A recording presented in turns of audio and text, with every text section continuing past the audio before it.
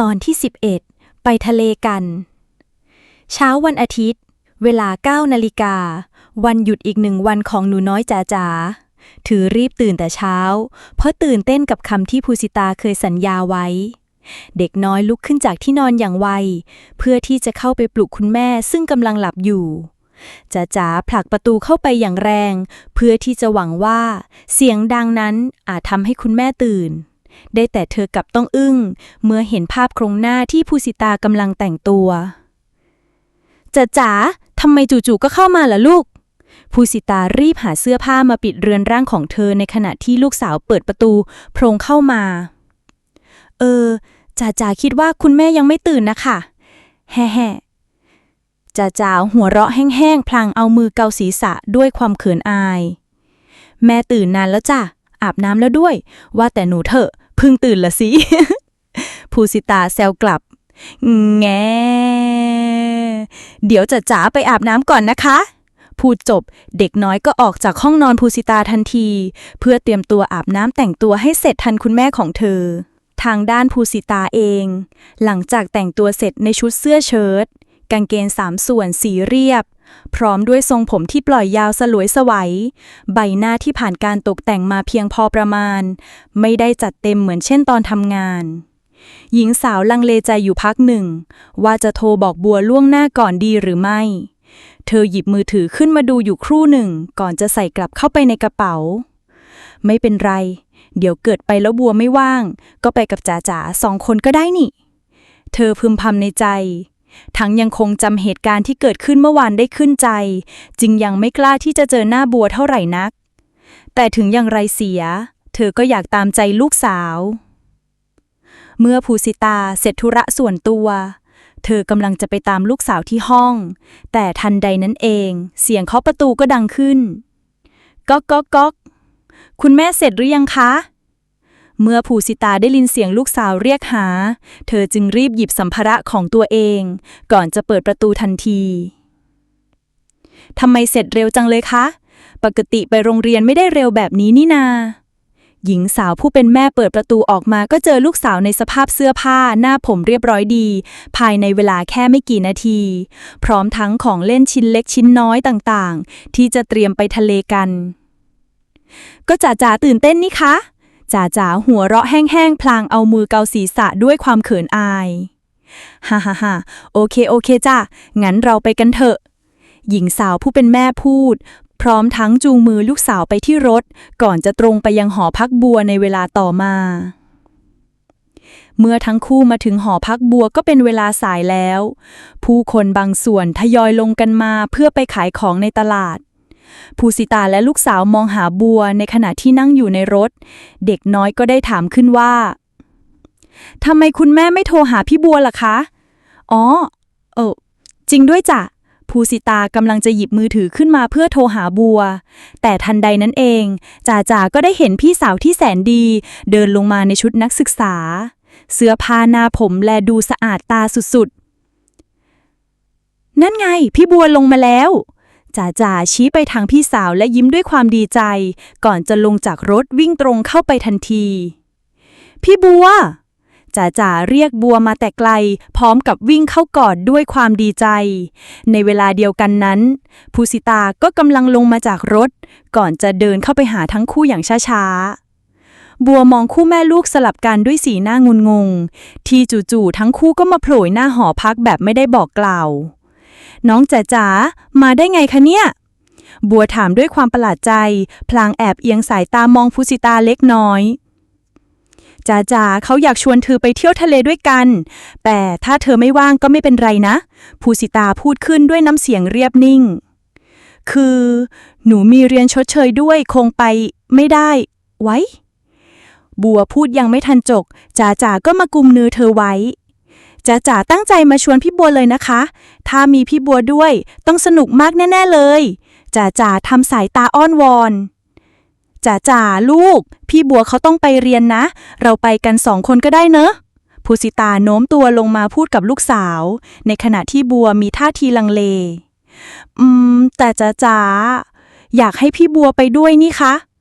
จ๋าพูดด้วยน้ำเสียงเบาลงบวกกับสีหน้าปนเศร้าก่อนจะมองบัวด้วยสายตาเด็กน้อยขี้อ้อนจนทำให้เธอต้องใจอ่อนก็ได้จ้ะพี่จะไปด้วยนะบัวตอบเด็กน้อยด้วยรอยยิ้มแต่เธอมีเรียนไม่ใช่หรออ๋อเดี๋ยวหนูให้รุ่นน้องที่เรียนด้วยกันจดเลคเชอร์ให้ค่ะพูดจบเหมือนเป็นการเตือนความจำบัวก็หยิบมือถือขึ้นมาจากกระเป๋าเล็กทันทีเพื่อโทรหาสปายฮัลโหลสปายบัวทักทายปลายสายฮัลโหลพี่บัวว่าไงคะใกล้ถึงยังตอนนี้อาจารย์เริ่มสอนไปสักพักแล้วนะเสียงปลายสายพูดด้วยน้ำเสียงกึ่งกระซิบวันนี้พี่ไม่ได้ไปนะฝากจดเลคเชอร์หน่อยอ้าวทำไมล่ะติดธุระนิดหน่อยน่ะพรุ่งนี้เจอกันนะบัวตอบปลายสายพลางเอามือมาจ่อที่ปากเพื่อให้คนได้ยินเสียงกระซิบของเธอธุระอะไรนะพี่บัวทำไมต้องกระซิบด้วยปลายสายยังถามไม่เลิกจนบัวต้องเอามือลงพร้อมกับพูดเสียงปกติจ้าสปายดังพอยังบัวพูดเสียงดังประชดฮ่าพอแล้วค่ะว่าแต่วันนั้นเป็นไงบ้างอ่ะพี่บัววันไหนก็วันที่ดูหนังกับไอ้กั๊ดไงอ๋อยายสปายยี่นี่เป็นแผนพวกแกมะชะบ้าแผนพวกหนูได้ไงผมลิขิตตั้งหากเดี๋ยวเถอะอย่าทำแบบนี้อีกนะสงสารน้องถ้าสงสารก็รับมันเป็นแฟนสักทีดิพี่บัวหนูก็สงสารน้องอ่ะสปายยังคงพูดเสียงกระซิบต่อไปเรื่องแบบนี้มันบังคับกันไม่ได้หรอกส่วนแกน่ะกลับไปฟังอาจารย์สอนต่อได้ละทันใดนั้นเองในขณะที่บัวคุยโทรศัพท์อยู่กับสปายเธอก็หันไปมองด้านข้างพร้อมกับเริ่มเห็นทะเลเป็นสัญญาณว่าใกล้จะถึงแล้ว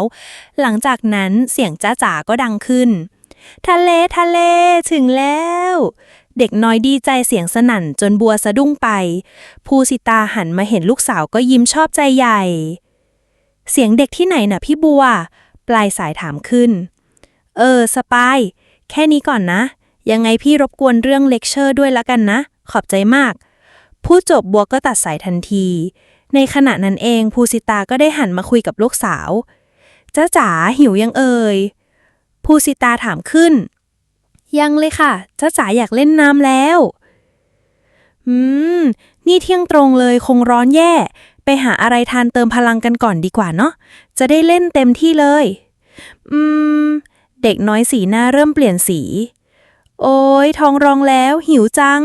จู่ๆบัวก็พูดขึ้นสองมือกุมหน้าท้องพลางเอี้ยวตัวไปมา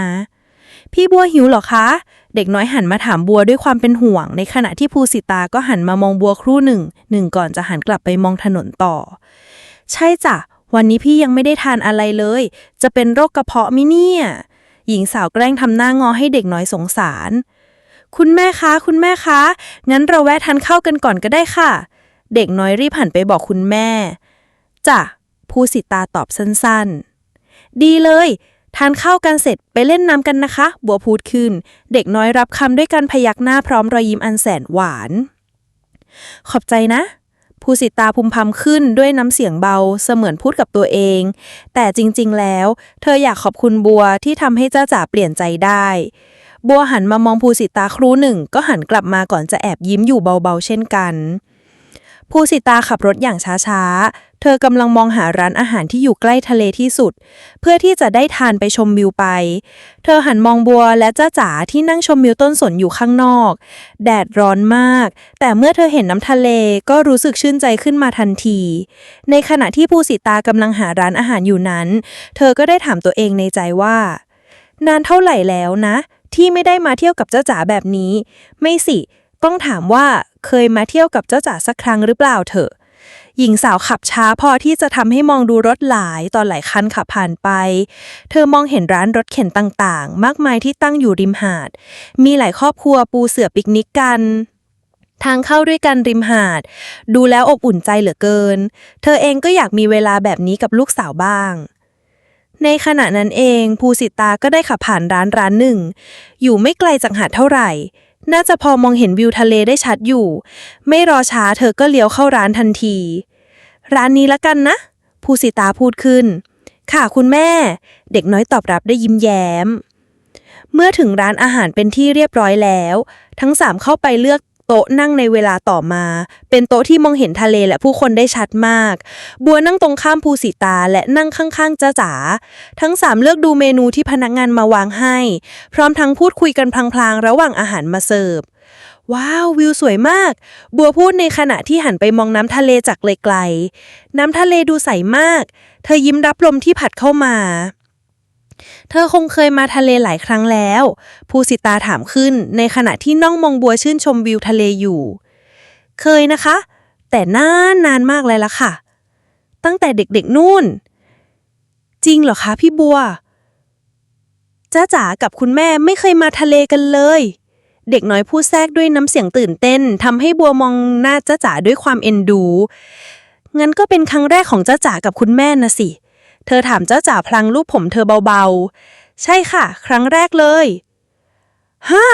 นี่คุณไม่เคยเที่ยวทะเลจริงๆหรอคะบัวละสายตาไปถามภูสิตาอีกครั้งเพื่อความแน่ใจจริงสิ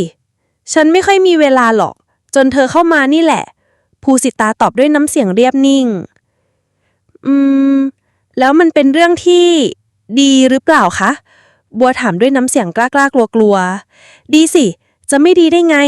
หญิงสาวเรียบตอบกลับเพราะเมื่อวานเธอพูดไม่ดีกับบัวเอาไว้จึงกลัวเธอจะเข้าใจผิดไปอีกบัวได้ยินเช่นนั้นแล้วเธอก็ยิ้มออกมาในขณะที่หันพลาดไปมองทะเลฉันจะได้มีเวลาให้ลูกบ้างภูสิตาตอบด้วยรอยยิ้มพลางมองไปที่ทะเลเช่นกันในขณะที่บัวและภูสิตาคุยกันจ้าจ๋าก็นั่งมองผู้คนเล่นน้ำอย่างสนุกสนานตอนนี้ใจเธอล่องลอยไปที่ทะเลเรียบร้อยแล้วเด็กน้อยอดใจไม่ไหวที่จะได้ลงไปสัมผัสบรรยากาศข้างนอกเวลาผ่านไป25นาทีพนักงานเสิร์ฟเดินมาเสิร์ฟอาหารกันเต็มโต๊ะพร้อมทั้งมีแต่ของโปรดจ้าจ๋าทั้งนั้นหูทอดมันกุ้งเด็กน้อยมองอาหารจานโปรดด้วยดวงตาลุกวาว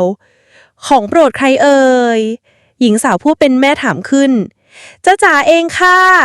เด็กน้อยพูดพร้อมกับยกมือขึ้นเพื่อแสดงตัวว่านั่นคืออาหารจานโปรดของเธอมาค่ะพี่ตักข้าวให้นะบัวพูดขึ้นก่อนจะตักข้าวลงไปในจานเยอะๆเลยค่ะที่บัวทันใดนั้นเองขณะที่บัวกำลังจะตักข้าวให้ภูสิตาเช่นกันแต่ก็โดนรั้งเอาไว้ไม่เป็นไรฉันตักเองดีกว่าภูสิตาพูดขึ้นพร้อมกับจับมือบัวไว้เต็มกำมือแบบหลวมๆทำให้บัวสะดุ้งจนทำหวักตักข้าวหล่นลงไปในจานเธอด้วยความตกใจขอโทษทีค่ะสงสัยหนูจะหิวจนมือไม้อ่อนหมดแล้วฮ่าฮ่าฮ่าบัวหัวเราะกลบเกลื่อนฮ่าฮ่าฮ่าเธอนี่จริงๆเลยมาเถอะฉันตักเองภูสิตาหัวเราะในความซุ่มซ่ามของบัวพร้อมกับหยิบหม้อข้าวในมือบัวมาทั้งสามทานข้าวกันอย่างอร่อยพลางพูดคุยเล่นพร้อมทั้งมองวิวรอบๆไปด้วยทำให้บรรยากาศบนโต๊ะอาหารดูแปลกกว่าทุกๆวันที่เคยผ่านมาด้วยเสียงหัวเราะด้วยรอยยิ้มภูสิตามีความสุขที่เห็นลูกสาวของเธอมีความสุขเช่นกันเมื่อทั้งสามทานข้าวกันเสร็จเรียบร้อยแล้วภูสิตาแวะซื้อเสื่อเพื่อที่จะได้ปูนั่งริมหาดเธอมองหาวิวดีๆที่สามารถนั่งกินลมชมวิวทะเลได้ท้ายที่สุดก็ได้เลือกที่บนพื้นทรายที่อยู่ใต้ต้นสนบังแสงแดดได้พอดีเมื่อทั้งสามนั่งพูดคุยเล่นกันสักพักหนึ่งจ้าจ๋าก็ลุกยืนขึ้นพร้อมกับพูดว่าคุณแม่คะจ้าจ๋าขอไปเล่นทรายนะคะอย่าไปไกลนะลูกภูสิตาตอบกลับพลางมองลูกสาวด้วยความเป็นห่วงค่ะคุณแม่ทันทีที่เจ้าจ๋ากำลังจะเดินหันหลังไปแต่บัวก็ได้ถามขึ้นพี่ไปเล่นด้วยนะหญิงสาวกำลังจะลุกขึ้นจากตรงนั้นเพื่อไปก่อทรายเป็นเพื่อนเจ้าจ๋าแต่ก็โดนรั้งเอาไว้ไม่เอาเจ้าจ๋าจะเซอร์ไพรส์ค่ะไม่อยากให้ใครเห็นก่อนเซอร์ไพรส์อะไรกันนะปล่อยเจ้าจ๋าไปเถอะบัวอยู่ตรงนี้เองภูสิตาหันมาพูดกับบัวไม่อยากให้เท่าห่วงจ้าจ๋าจนเกินไปก็ได้ค่ะบัวตอบกลับภูสิตาก่อนจะหันไปหาเด็กน้อยอีกครั้งงั้นสร้างเสร็จแล้วขอพี่ดูหน่อยนะคะได้เลยค่ะเจ้าจ๋าตอบกลับไม่รอช้าเธอก็เดินไปที่หาดทรายทันทีโดยต้นสนที่บัวและภูสิตาบังอยู่หลังจากเด็กน้อยไปทั้งคู่ก็นั่งชมวิวรอบๆไปเรื่อยๆตรงบริเวณที่ทั้งสองนั่งอยู่ไม่ค่อยมีผู้คนเท่าไหร่ภูสิตาเลือกมุมที่ดูสงบที่สุดเพื่อที่จะได้พักผ่อนได้เต็มที่ทั้งคู่นั่งลงบนเสื่อผืนเดียวกันแต่ก็นั่งกันคนละมุมเลือกนั่งใต้ต้นสนพอดี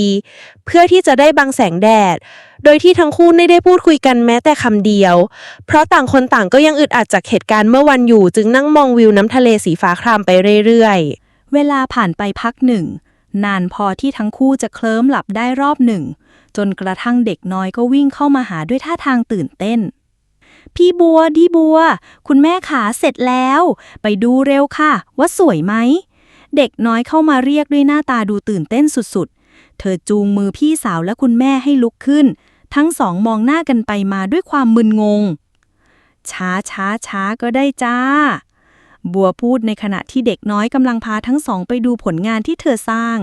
ครั้นเมื่อได้เห็นก็ถึงกับต้องตกตะลึงกับสิ่งที่เห็นตรงหน้ามันคือบ้านเล็กๆที่ก่อขึ้นด้วยทรายหน้าประตูมีชื่อสลักไว้ด้วยว่าคุณแม่น้องจ๊ะจ๋าพี่บัวว้าวสวยมากเลยน้องจ๊ะจ๋าทำได้ขนาดนี้เลยเหรอเนี่ยบัวตื่นเต้นกับสิ่งที่เห็นเธอพูดพร้อมกับนั่งลงมองดูสิ่งนั้นด้วยความปลื้มใจภูสิตาเองก็พูดไม่ออกได้แต่ยิ้มด้วยความภูมิใจในฝีมือของลูกสาวสวยไหมคะคุณแม่เด็กน้อยหันไปถามคุณแม่ที่ยืนนิ่งอยู่สวยมากเลยจ้าลูกแม่เก่งที่สุดเลยหญิงสาวผู้เป็นแม่พูดพร้อมกับเข้าโผเข้ากอดลูกสาวเอ๊ะมีชื่อใครสลักอยู่ด้วยเนี่ยบัวมองเข้าไปด้านในก่อนจะเห็นตัวอักษรบางอย่างเขียนอยู่ตรงประตูตัวเล็กๆทันใดนั้นจ๊ะจ๋าก็นั่งลงข้างๆบัวพร้อมทั้งชี้เข้าไปข้างในมีคุณแม่จ๊ะจ๋าแล้วก็พี่บัวไงคะเป็นบ้านของเรา3 คนเด็กน้อยแสนร่าเริงตอบกลับด้วยรอยยิ้มน่ารักเมื่อบัวได้ยินเช่นนั้นเธอลูบศีรษะเด็กน้อยด้วยความเอ็นดูเป็นบ้านที่อบอุ่นจังเลยเนอะภูสิตาพูดขึ้นพร้อมกับนั่งลงตรงหน้าบ้านทรายโดยมีจ๊ะจ๋านั่งอยู่ระหว่างเธอและบัวทั้ง3นั่งมองบ้านหลังนั้นด้วยรอยยิ้มที่มีความสุขภูสิตาหันไปมองลูกสาวเห็นจ๊ะจ๋ายิ้มและมีความสุขที่สุดเท่าที่เคยเห็นมาพร้อมทั้งเหลือบไปมองบัวครู่หนึ่งก็เห็นรอยยิ้มของเธอผู้นั้นที่มีความสุขไม่ต่างกัน2 คนนี้เข้ากันได้ดีอย่างพี่กับน้องมันทำให้ภูสิตาเอ็นดูบัวมากขึ้นเหมือนที่เอ็นดูลูกสาวของเธอหลังจากที่ทั้ง3นั่งชื่นชมผลงานของเด็กน้อยกันอยู่นั้นจ๊ะจ๋ายืนขึ้นปัดเศษทรายที่ติดตรงกางเกงไปมาก่อนจะพูดขึ้นว่าไปเล่นน้ำกันดีกว่าค่ะก็ดีนะคะแดดไม่ค่อยร้อนละบัวตอบกลับพร้อมกับยืนขึ้นเช่นกันแม่ขอบายนะขอนั่งดูเฉยๆดีกว่าภูสิตาตอบพร้อมกับยืนขึ้นปัดทรายที่ติดอยู่ตามชายเสื้องั้นเราไปเล่นน้ำกัน2 คนนะคะพี่บัวเด็กน้อยพูดพร้อมกับจูงมือบัวลงน้ำทะเล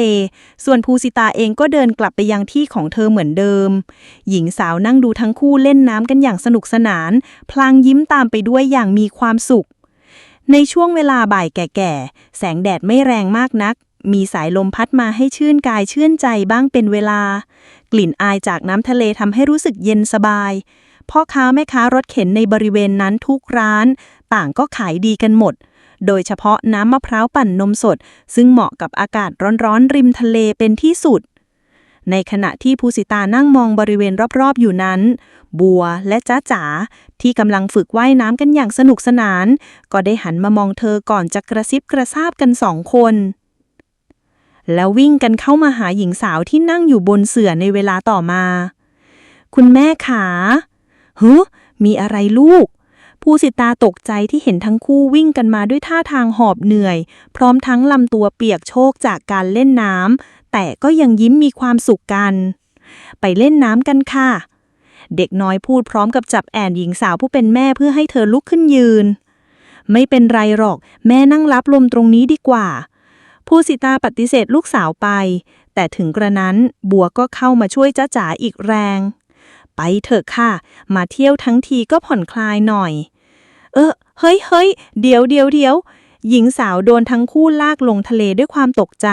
เธออุทานออกมาเสียงดังลั่นจนผู้คนต่างก็หันมามองเป็นสายตาเดียวกันฮ่าคุณแม่เปียกแล้ว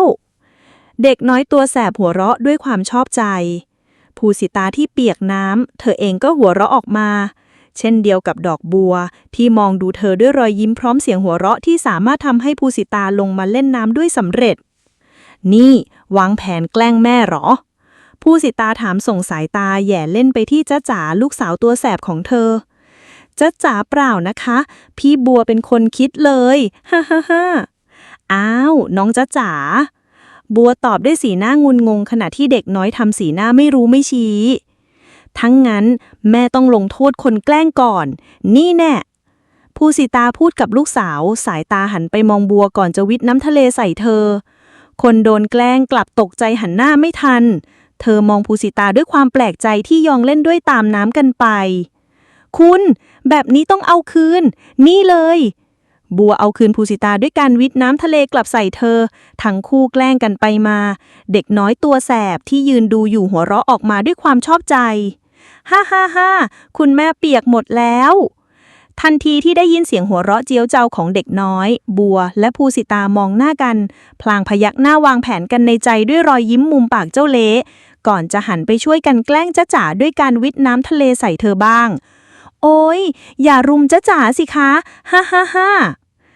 ทั้งสามแกล้งกันไปมาอยู่อย่างนั้นอย่างสนุกสนานจนลืมเวลา ในขณะที่กำลังเล่นกันอยู่ภูสิตาเผลอมองบัวครู่หนึ่ง เธอยังอดที่จะรู้สึกเสียใจไม่ได้ที่ต่อว่าบัวไปแบบนั้น ทั้งที่เธอเพียงแค่หวังดีภูสิตาอยากปรับนิสัยขี้ใจร้อน แต่ก็ทำไม่ได้สักทีทำได้แค่ตอนถกเถียงในสภาเท่านั้น ในขณะที่ภูสิตาหยุดมองบัวอยู่นั้น คนโดนมองสังเกตเห็น และได้หันมาสบตากับเธอเช่นกัน บัวรับรู้ได้ถึงบางอย่างที่สื่อออกมาผ่านแววตา เธอก็ได้ยิ้มตอบให้เสมือนว่าเป็นการตอบแววตาคู่นั้นว่า ไม่เป็นไร แต่ในขณะที่หญิงสาวทั้งสองหยุดชะงักไปนั้นจ๊ะจ๋าก็ได้ทักขึ้น อ้าวหยุดทำไมอาคะ อ๋อ แม่ว่านี่ก็ใกล้จะเย็นแล้วนะ เรากลับบ้านกันดีกว่าเนาะ กว่าจะถึงก็ค่ำอีก พรุ่งนี้วันจันทร์นี่ ลูกต้องไปโรงเรียนนะภูสิตาสะดุ้งเมื่อจ๊ะจ๋าทักขึ้นหลังจากละสายตาจากบัวมา ใช่ไหมบัว เธอหันไปถามบัวที่กำลังยืนอึ้งอยู่ อ๋อ ใช่ค่ะ ใช่ รีบกลับกันดีกว่าเนาะ เดี๋ยวจะถึงบ้านค่ำหญิงสาวตอบกลับเมื่อตั้งสติได้ในขณะที่เด็กน้อยตัวเปียกบอนยืนทำสีหน้าเซ็งอยู่อย่างนั้น ก็ได้ค่ะ เก่งมากจ๊ะจ๋าไม่ดื้อเลยปะไปเปลี่ยนชุดกันดีกว่า หญิงสาวผู้เป็นแม่พูดพร้อมกับเดินขึ้นฝั่ง ส่วนบัวก็เดินจูงมือจ๊ะจ๋าตามภูสิตาเพื่อไปเปลี่ยนชุดและกลับบ้านกัน วันนี้ทั้งสามมีความสุขที่ได้ออกมาเที่ยวกันอย่างสนุกสนาน เสมือนว่าไม่ได้มีช่วงเวลาแบบนี้ไม่ยาวนานเหลือเกิน เพราะบัวเองก็วุ่นแต่จับการเรียน การขายของเพื่อหาเงินส่งที่บ้าน ไหนจะค่ารักษาพ่อที่เพิ่งจะมีเพิ่มเข้ามา แต่อย่างไรเสีย ความทรงจำวันนี้ทำให้เธอเหม็นได้เติมพลังอีกครั้ง ส่วนภูสิตาเองวันๆก็ทำแต่งานไม่ค่อยได้ดูแลใส่ใจลูกสาวสักเท่าไหร่นัก วันนี้จึงเป็นความทรงจำที่ดีที่สุดเท่าที่เคยมีมา ทะเลคือความทรงจำที่ดีที่สุดของเรา